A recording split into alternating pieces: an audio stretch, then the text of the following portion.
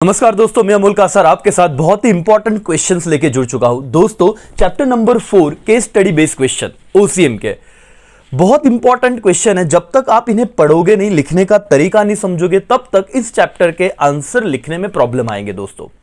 Right, तो अगले कुछ मिनटों में मैं ट्राई करता हूं कि जितने क्वेश्चन कवर हो इस चैप्टर के, क्योंकि 27 मार्क्स का वेटेज है, तो डेफिनेटली मैं एक्सपेक्ट करके चल रहा हूं कि एक क्वेश्चन तो बनेगा ही बनेगा यहां से, और टेक्स्ट बुक के नीचे से ही आएगा।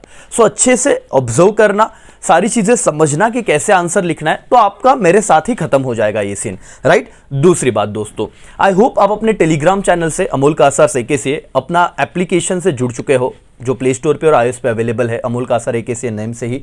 और दूसरी बात, अगर आप अभी 12th के बाद, मैं पहले लेक्चर में भी कह रहा हूं, ये कहना हक बनता है सर, ताकि आपको भी पता चले कि फर्स्ट ईयर आप बीकॉम करने वाले हो या BBA करने वाले हो, या आप CA CS या CMA करने वाले हो, आपके लिए AKCA में सारे कोर्सेस अवेलेबल है। जैसे आपकी एग्जाम हो जाती है, आगे क्या करना है उस पर भी मैं वीडियो बनाऊंगा, और आपके आगे की पढ़ाई कैसे अच्छे से करवानी है वो रिस्पॉन्सिबिलिटी मुझ पे सर। ठीक है, एनीवेज आ जाते हैं, फोकस करते हैं अपने टेक्स्ट बुक के सवाल पे, क्वेश्चंस पे। सर क्या है पहला क्वेश्चन? तो case study based question. Just imagine ये आपके पेपर में आ गया। Harshali has started new business 2 years ago. Her customer are located in different part of the country and hence they are directly depositing bill amount in her business account. तो क्या हो गया, एक हर्षाली नाम की एक जो पर्सन है, उनका बिजनेस पूरे काफी फैला हुआ बिजनेस है ना, ऑल ओवर इंडिया उनका बिजनेस है, और लोग क्या करते हैं, कस्टमर डायरेक्टली उनके अकाउंट में डिपॉजिट कर देते हैं पैसा। यहां तक ये बात हमको समझी। At the same time she used to pay various payment from his account only.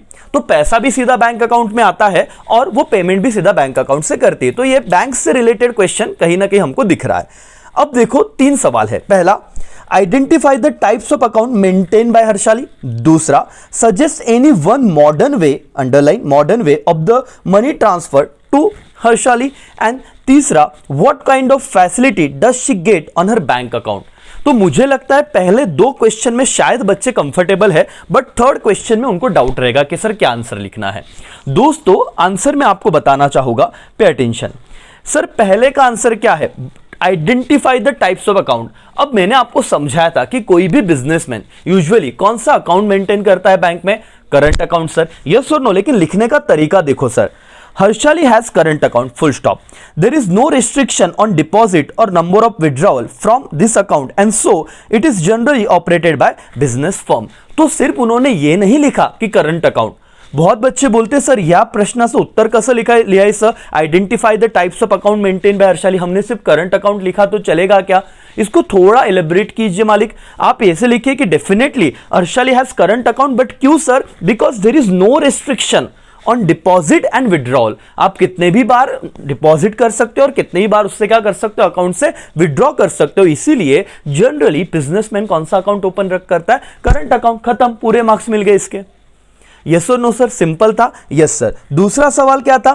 Suggest any one modern way of money transfer to Harshali. बताइए कि आप और कौन सा एक मॉडर्न तरीका है जिससे, चलो चेक तो हो गया, एक मतलब चेक हो गया या कैश देना हो गया, उसको छोड़ के मॉडर्न तरीका, मॉडर्न वर्ड पे अंडरलाइन कीजिए। तो देखिए, Harshali can transfer money online by using modern e banking, underline करो, ई बैंकिंग सर्विसेज, इसका स्क्रीनशॉट भी खींच लो, such as immediate payment services IMPS facility, national electronic fund transfer NEFT, और internet banking and mobile banking. तो sir देखो, कुछ मुद्दे सब नहीं लिखा तो भी चलेगा। इंटरनेट बैंकिंग याद रह जाएगा, मोबाइल बैंकिंग याद रह जाएगा, NEFT याद रह जाएगा। हाँ सर, इतना टाइप लिख दो, इसके मार्क्स आपके बन गए।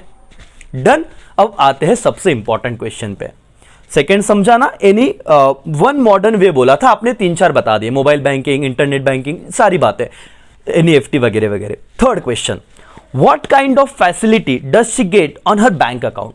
सर कौन सा अकाउंट है? सर करंट अकाउंट है, तो क्या एक्स्ट्रा फैसिलिटी मिलेगी? सी, हर्षाली गेट ओवरड्राफ्ट फैसिलिटी। अब ओवरड्राफ्ट क्या होता है? आई होप तुमको पता होगा कि सर सेविंग अकाउंट में, मैं कौन सा अकाउंट बोल रहा हूं? Saving account. Sir saving account में अगर 100 रुपया है तो मैं 100 रुपए से ज्यादा पैसे नहीं निकाल सकता, मैक्सिमम 100 रुपीज निकाल सकता, उसके बाद मेरा ट्रांजेक्शन डिनाई हो जाएगा। रिजेक्ट हो जाएगा। बट करंट अकाउंट में ये मुझे फैसिलिटी है कि भले मेरे अकाउंट में 100 है बट मुझे जरूरत लगी 150 रुपए निकालने की, तो 50 रुपया मैंने क्या किया, एक्स्ट्रा ओवर विड्रॉ किया, तो इसे ओवरड्राफ्ट फैसिलिटी कहते हैं। तो दैट्स वाई, समझेगा तो याद रहेगा बेटा, ध्यान दो। तो Harshali gets overdraft facility on her account which allow her to withdraw an amount in excess of the balance in her account for certain duration. Underline करना, सर्टन ड्यूरेशन। तो सर भले हर्षाली के अकाउंट में 100 रुपया है लेकिन वो कितना 150 रुपया विड्रॉ कर सकती है क्या, एक्सेस? यस सर, विड्रॉ कर सकती है सर्टन ड्यूरेशन तक, ये ओवरड्राफ्ट फैसिलिटी एक्सेस मिलेगा। सर टेक्स्ट बुक का चैप्टर नंबर 4 जो बहुत ही इंपॉर्टेंट है, क्या केस स्टडी बेस पहला क्वेश्चन डन क्या मालिक? बोलो यस और नो बेटा। कितना सिंपल था, और मेरे साथ अगर पढ़ लिया, ये चीज कर ली तो अब टेंशन नहीं रहेगा। और मुझे लगता है एक क्वेश्चन तो डेफिनेटली पूछा जाएगा। बोलो तो, identify the types of account, अगर बिजनेस से रिलेटेड है तो करंट अकाउंट ही होगा। सजेस्ट एनी वन मॉडर्न वे, देखो बिना एग्जाम में सिर्फ वन टाइम देखो और मेरा लेक्चर क्या है तो खत्म हो गई बात। आप मोबाइल बैंकिंग बोल दीजिए, ई बैंकिंग बोल दीजिए, okay. What kind of facility does she get on her account? अब करंट अकाउंट है तो ओवरड्राफ्ट फैसिलिटी, और एक्सप्लेन करना कि एक्सेस अमाउंट ऑफ विड्रॉ कर सकते फॉर सर्टन ड्यूरेशन। डन हो गया, यस और नो? Yes sir. चलो दूसरे क्वेश्चन पे जाते हैं। जगन है, Jagan, mister Jagan is a salaried person. He want to take policy for his 2 children which assure them protection as well as complete their financial need once they become mature by age. भावनाओं को समझो, एक बंदा है, पहले केस स्टडी को समझो ताकि आप आंसर भी कर पाओ उससे रिलेटेड कि जगन नाम का बंदा सैलरीड पर्सन है, पहले तो इस पे फोकस करो। ओके सर, वो एक पॉलिसी लेना चाहता है, उसके 2 बच्चे हैं, तो अश्योर देम की प्रोटेक्शन मिले लेकिन और फाइनेंशियल नीड भी उनकी कंप्लीट हो जाए जब वो एक एज को अटेन कर लेंगे। 18 साल के हो गए सर, कोई लंदन वंडन भेजना है पढ़ने को, तो अचानक से पैसा मुझे लमसम मिले तो मैं मेरे नीड्स को कंप्लीट कर पाऊं, ऐसे कुछ तो होगा। बट 3 सवाल के आंसर आने चाहिए। पहला, suggest him policy which can satisfy requirement of his children. तो कौन सा पॉलिसी होगा? देखो आप लोगों ने टाइप्स ऑफ पॉलिसी भले किया बट मैं क्या कहता हूं, एक बार केस स्टडी बेस्ड क्वेश्चन को समझिएगा दोस्तों। अगर आपने टेक्स्ट बुक के नीचे के भी क्वेश्चन किए, इंश्योरेंस वाला सवाल तो है ना, यस और नो, बट इसको अगर आपने पढ़ा ही नहीं होगा तो आंसर नहीं दे पाओगे, और एक बार मैं पढ़ा दूंगा तो आप बोलोगे बहुत सिंपल है। दूसरा, who are the beneficiary of the policy, और तीसरा, in above case which principle is involved. अब 3 सवाल आ गए, और जस्ट इमेजिन ये वाला सेम क्वेश्चन आपके बोर्ड एग्जाम में आया हुआ है, क्या होगा? कुछ नहीं होगा सर, स्किप कर देंगे। अब क्या पढ़ाई नहीं तो क्या, टाइप्स ऑफ इंश्योरेंस तो बहुत रटा है हमने, प्रिंसिपल ऑफ इंश्योरेंस तो सर लर्न है, music memory technique, but sir ये मजाक में सर खत्म हो गई कहानी। सुनो, देखो ध्यान से, एक बार रीड करो सिर्फ मालिक, सब चीजें खत्म होगी।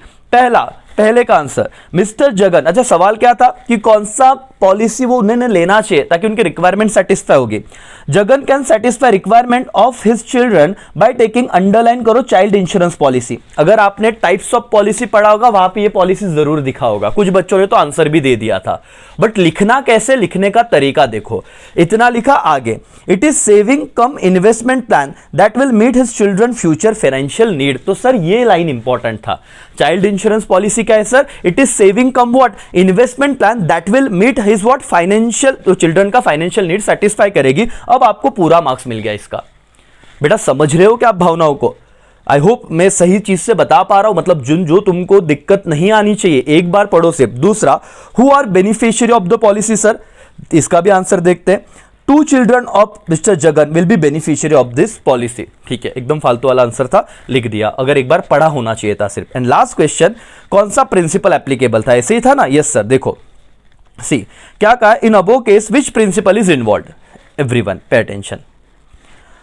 The principle of insurable interest, underline करना बेटा, कौन सा इंटरेस्ट? इंश्योरेबल इंटरेस्ट, ये पढ़ा था आपने प्रिंसिपल्स में। The principle of insurable interest is involved here as mister Jagan has insurable interest in the subject matter of insurance that is his children, कि उसके वो खून का नाता है ना सर, खुद के ही बच्चे।